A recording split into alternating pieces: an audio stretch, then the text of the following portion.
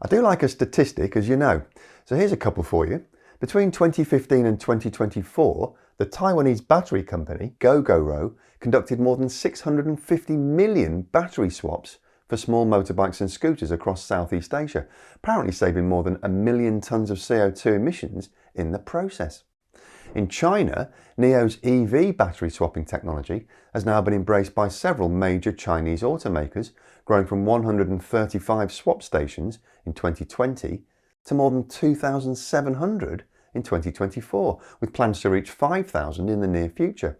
And now the world's largest battery manufacturer, CATL, has just unveiled 2 different types of swappable batteries and announced what it calls a power charging ecology with nearly 100 operating partners. It means that for millions of electric vehicle drivers in Southeast Asia, recharging their car will effectively no longer be an issue. They will simply drive into a large box that looks a bit like a car wash, wait for 3 minutes, and then drive out the other side with a newly installed, fully charged power pack underneath them. In theory, it's an absolutely brilliant idea that works perfectly as long as all the major manufacturers join in and governments fast-track planning applications to get swap stations rolled out at pace. And with the exception of a couple of small-scale trials in the San Francisco Bay Area, precisely none of that activity is currently going on in Europe or North America, where car makers are fiercely proprietorial about their designs and, at least on the face of it, look extremely unlikely to voluntarily standardise their vehicles to accommodate a single harmonised battery shape and size. So despite on paper looking like a stroke of genius, does battery swapping have any chance whatsoever of catching on over here?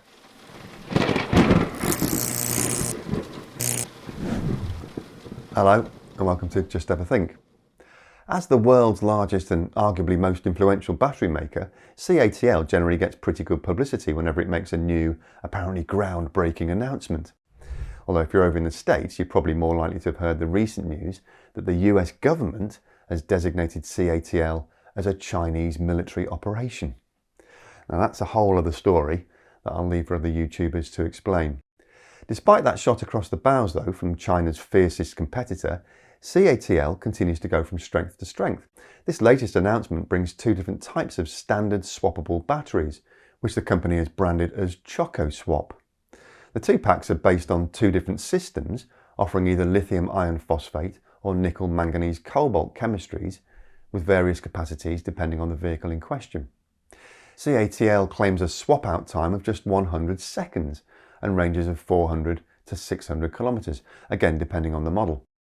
The company isn't messing about either. They plan to have 1,000 swap stations built out just in 2025 alone, with the stated ultimate goal of 30,000 across the whole of China in the fullness of time.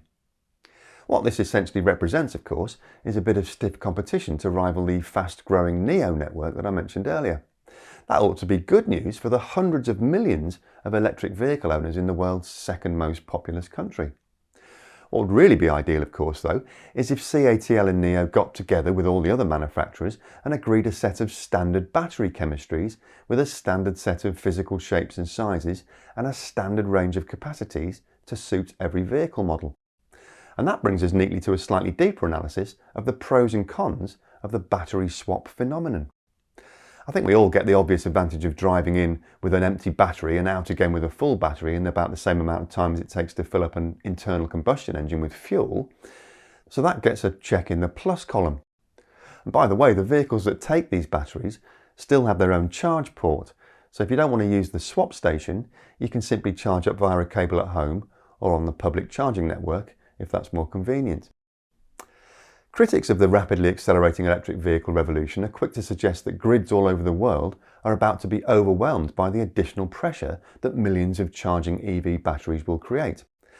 That's mostly a pretty moronic nonsense argument, of course, for reasons that you can discover by clicking on the link above my head here or in the description section below.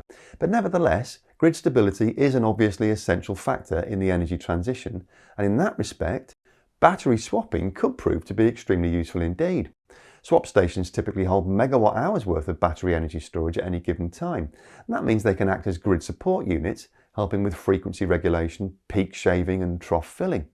They can also relieve some of that perceived grid overburden because the swap station itself doesn't have the urgency to recharge all its batteries in just a few minutes.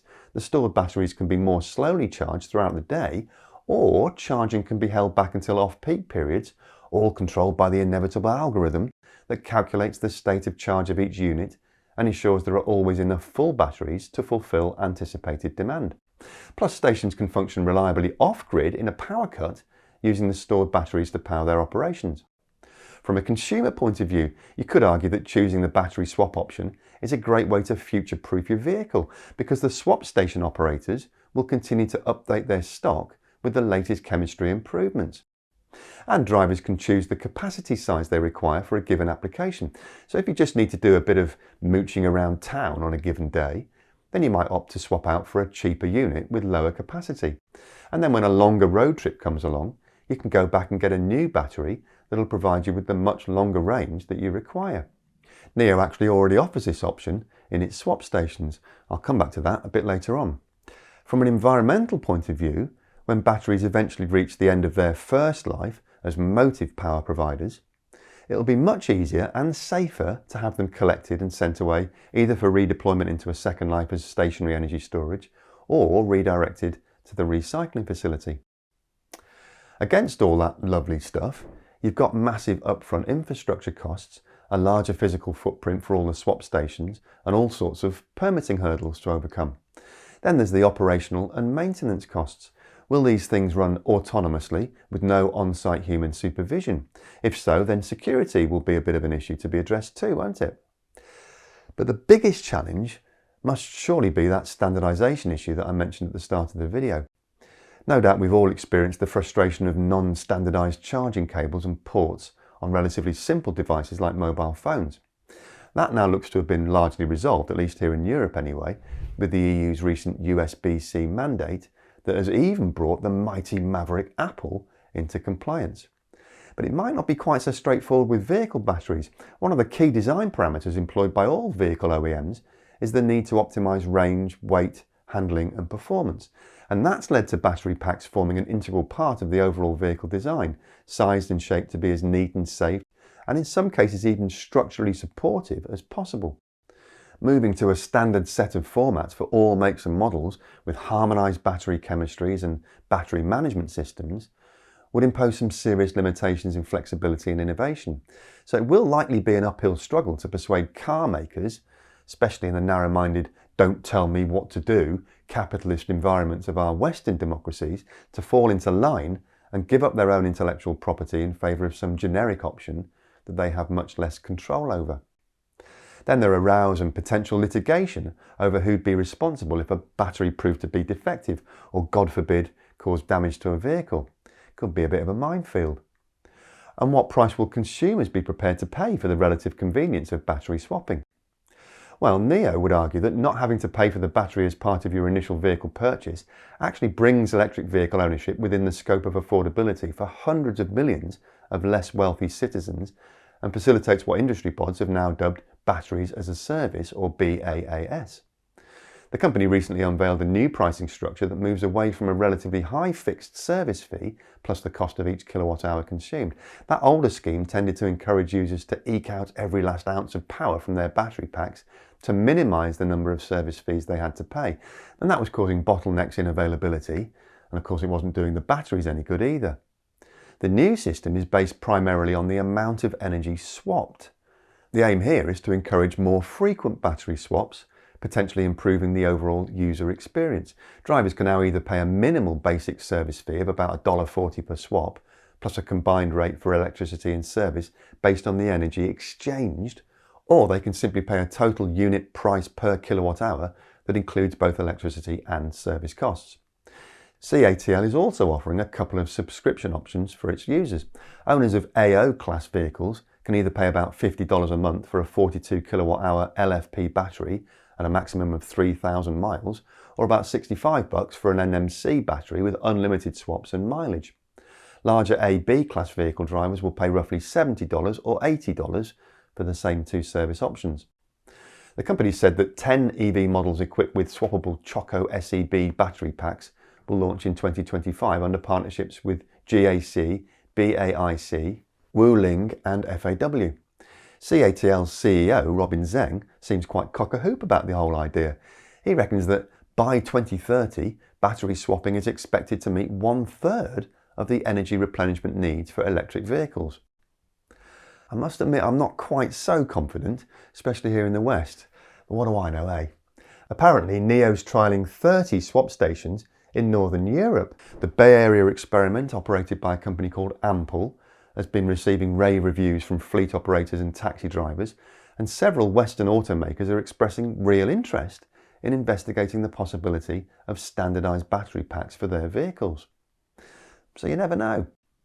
Industry analysts seem to be erring towards a model where battery swapping performs a fairly limited function, perhaps as a complementary service to the much more well-established public charging networks, probably coming into their own in dense urban areas, especially for fleet vehicles, heavy-duty vans and trucks, and of course for gazillions of 2- and 3-wheelers.